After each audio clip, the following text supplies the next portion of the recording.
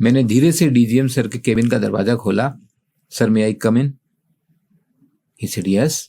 मैं पोस्टेड हूँ आरबीआई हैदराबाद में, जहां पर ऑफिस में नॉर्मली थोड़ा इंग्लिश बोलते हैं लोग, because being in south India.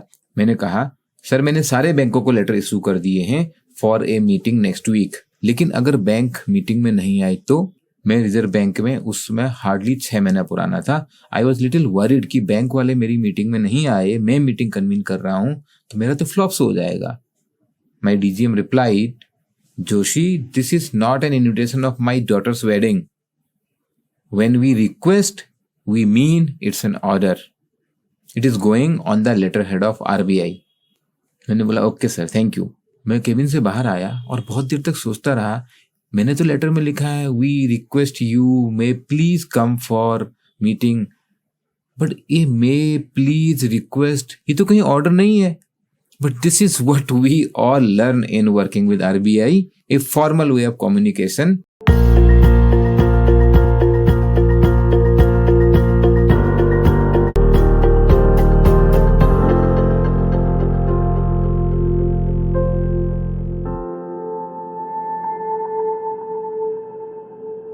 और इस मीटिंग के बाद मैंने अपने सबसे प्यारे बैंक को 4 करोड़ की पेनल्टी लगाई।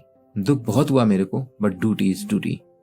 मैं पोस्टेड था आरबीआई हैदराबाद इशू डिपार्टमेंट में। एंड नॉर्मली जब आप ग्रेड बी ऑफिसर बन के जाते हो, इनिशियली आपकी posting issue department, banking department जैसे डिपार्टमेंट में होती है, जहां पर आपको ऑपरेशंस मैनेज करने होते हैं, बड़ी बड़ी टीम मैनेज करनी होती है। वो आपको ऑन द टोस ले जाता है, वो आपको पीपल मैनेजमेंट सिखाता है, वो आपको बैंक के जो ट्रांजेक्शन्स हैं उनके बारे में थॉरोली अवेयर करा देता है। पॉलिसी मेकिंग, सुपरविजन, इंस्पेक्शन थोड़ा पीछे आता है नॉर्मली कैरियर में, unless you are posted in central office. इस समय जब ये घटना हुई और 4 करोड़ की पेनल्टी की बात आई, मैं हेड कर रहा था इशू डिपार्टमेंट का अकाउंट सेक्शन। यहाँ पर आपको थोड़ा समझना होगा कि इशू डिपार्टमेंट क्या करता है और बैंक ने कहाँ गलती करी। इशू डिपार्टमेंट का काम है पूरे देश में, पूरे इंडिया में नोट्स और कॉइन्स का सर्कुलेशन इंश्योर करना। That is the duty of the RBI, अगर आपने प्रीएम्बल पढ़ा हो। यहाँ पर मैं आपको ये भी ऐड कर दूं, जरूरी नहीं है कि हर देश का सेंट्रल बैंक ये काम करे, बिकॉज कुछ कुछ कंट्रीज में अलग से करेंसी बोर्ड बने हुए हैं जो करेंसी मैनेजमेंट का काम करते हैं, जैसे सिंगापुर में। बट इंडिया में ये काम आरबीआई के पास है। Very very important function. RBI के ऑफिस कितने हैं? 18 ऑफिस। और देश कितना बड़ा है? हमारे देश में 797 डिस्ट्रिक्ट्स हैं आज के टाइम में, और 2,55,000 ग्राम पंचायत, 6,64,000 गांव हैं इस देश में।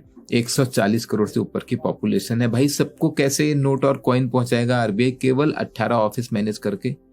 आरबीआई ने यहाँ पे एक बहुत ही फंटास्टिक अरेंजमेंट किया हुआ है बैंकों के साथ, जिसको बोलते हैं करेंसी चेस्ट। शायद आपने नाम सुना हो, और किसी भी बैंकिंग एग्जाम में, आरबीआई एग्जाम में इस पे क्वेश्चन आ जाएगा आपको।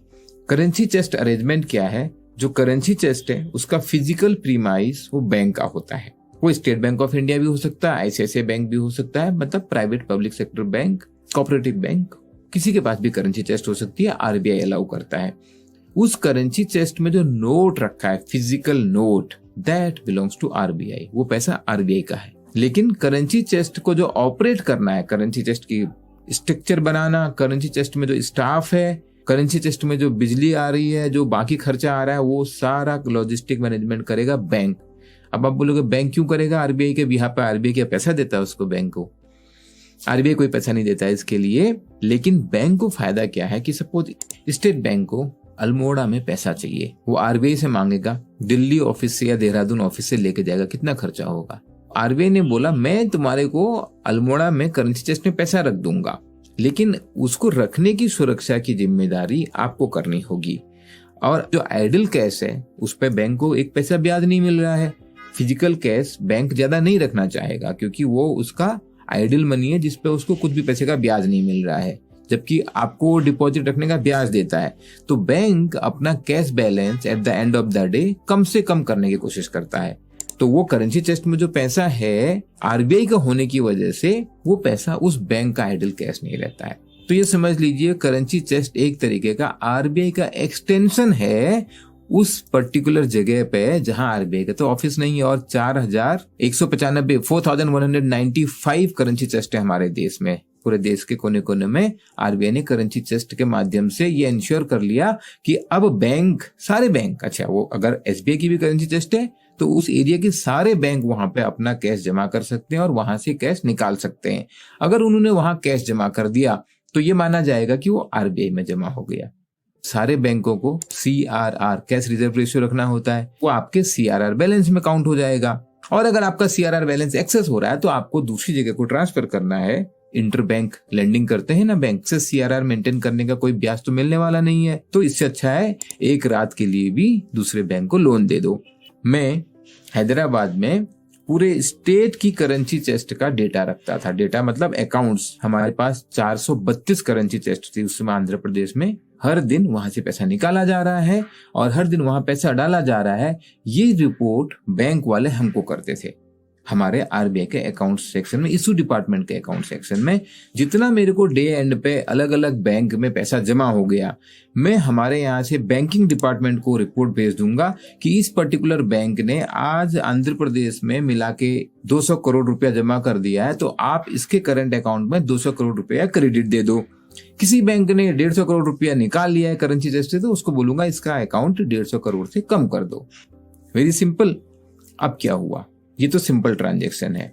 अब बैंक ने गड़बड़ी कहाँ करी, ये मुझे पता लगा मीटिंग में। मैंने मीटिंग इसलिए बुलाई क्योंकि हमारे यहाँ पे देयर वर सम डिस्क्रिपेंसी क्या थी, टोटल अमाउंट का मैचिंग तो हम करते थे, किसी और वीडियो में उसकी डिटेल बताऊंगा कि वो डिस्क्रिपेंसी को मैंने किस तरीके से आइडेंटिफाई किया, and that matter went to the audit committee of the board of the Reserve Bank of India.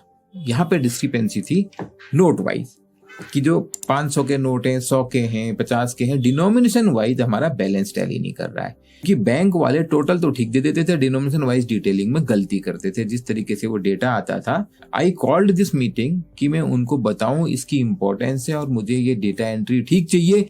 मैं पूरा डिनोमिनेशन वाइज हिसाब बैठाना चाहता हूँ, केवल टोटल से काम नहीं चलेगा, मुझे पूरा पता होना चाहिए कि आंध्र प्रदेश में डिनोमिनेशन वाइज हमारा कहाँ पे कितना पैसा पड़ा हुआ है। And it was huge, few lakhs of crore rupees. बैंकों को जब हमने बुलाया तो मैंने उन्हें एक और एग्जाम्पल दिया। जब नया नोट आता है, नया नोट का सिस्टम कैसा है कि 18 जो रीजनल ऑफिस है आरबीआई के, इनमें आता है प्रिंटिंग प्रेस से नया नोट आरबीआई के वॉल्ट में आता है। और आरबीआई की वॉल्ट से जब जिस करेंसी चेस्ट को जहां जितनी जरूरत होती है उसके हिसाब से हम ये नया नोट वहां भेजते हैं। लेकिन जब हमने ये नया नोट वहां भेजा तो हुआ क्या, आरबीआई के वॉल्ट यानी कि रीजनल ऑफिस में रखा था, अब वो करेंसी चेस्ट में चला गया। दोनों ही जगह पैसा आरबीआई का है, आरबीआई के वॉल्ट में भी मेरा और करेंसी चेस्ट में भी मेरा। बैंक वाले ने क्या गलती करी, डिपॉजिट दिखा दिया। उसको लगा मेरी करेंसी चेस्ट में ये डिपॉजिट आया है, 100 करोड़ रुपए डिपॉजिट दिखा दिए। आपका कोई डिपॉजिट नहीं था भाई, वो आरबीआई का ही पैसा था। इधर 100 करोड़ हमारा यहाँ था और नया नोट हमने आपको दिया। डिपॉजिट दिखाने का मतलब ही नहीं है उसको। जब मैंने ये बात मीटिंग में समझाई, मीटिंग खत्म होते ही बैंक के जो सीनियर मैनेजर थे मेरे पास आए, बोले सर हमसे ऐसी ऐसी गलती हो गई है। मैंने कहा हो ही नहीं सकती ऐसी गलती, आपके स्टाफ को पता होगा। बोला नहीं सर मैं श्योर हूं ये गलती हो गई है, आप देखो मैं आपके पास कल फिर डिटेल लेके आता हूँ। मैंने देखा तो सच में गलती हो गई थी। तो बोला सर क्या होगा, मैंने बोला पेनल्टी लगेगी। बोला सर पेनल्टी क्यों? मैं बोला आप समझ रहे हो, आपने 100 करोड़ रुपया अपने अकाउंट में डिपॉजिट दिखा दिया और वो पिछले 6 महीने से आपके एक्स्ट्रा डिपॉजिट पड़ा हुआ है। और उस समय एक्चुअली आरबीआई एक्सेस CRR पे ब्याज भी देता था, अब नहीं देता है।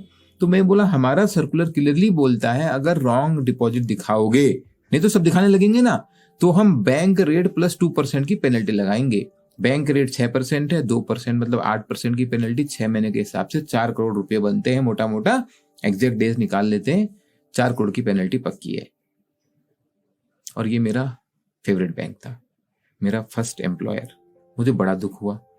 मैंने बोला सर मेरी सिंपैथी आपके साथ पूरी है, but what do I do, अभी मेरी मजबूरी है क्योंकि ये ट्रांजैक्शन गलत हुआ है आपके यहाँ से। बड़े निराश होके वो ऑफिसर गए और 2-3 दिन बाद वो अपने जीएम को साथ में लेके आए। मेरे लिए बहुत बहुत सीनियर पोजीशन होती थी क्योंकि मैंने अभी 6 महीने पहले ही बैंक से स्केल 1 में वहां हुआ करता था। उसी बैंक का जनरल मैनेजर मेरे से मिलने आ गया। आई वॉज प्रीप्लेक्स्ड, कुछ समझ में ही नहीं आया मुझे मैं क्या करूं। और मेरे पास तो कोई केबिन भी नहीं है बैठने के लिए, बिकॉज ग्रेड बी को केबिन नहीं मिलता है, टू बी वेरी क्लियर। तो फिर मैंने क्या करा, मैंने सोचा कि मैं सर को अपने डीजीएम या जीएम जो भी अवेलेबल हो उनके पास ले जाता हूँ। और मैंने देखा वहां पे जीएम साहब थे, तो मैंने जीएम सर को बोला कि सर ऐसे ऐसे ओरिएंटल बैंक के जीएम आए हुए हैं and this is the issue, तो मैं आपसे मिला लेता हूँ। तो सर ने बोला ठीक है ले आओ। सर के पास बैठा, फिर बात हुई, then we made him explain कि this is something only deputy governor can exempt, उन्हीं के पास अथॉरिटी है इसको माफ करने की, आप चाहिए तो वहां रिप्रेजेंट कीजिए। बट सब समझ रहे थे कि मामला बहुत मुश्किल है। जब मुझे आरबीआई ज्वाइन किए हुए 6 महीने भी नहीं हुए थे, आई वॉज फीलिंग कि this job has lot many responsibilities. This is what I am trying to communicate to you, demystifying the working of RBI. आपको ये वीडियो अच्छे लग रहे हैं, प्लीज लाइक कीजिए, शेयर कीजिए, subscribe to the channel. You have any question, ask in the comment. We are here for making your job preparation 50% faster. We are here to unfold your potential. All the best.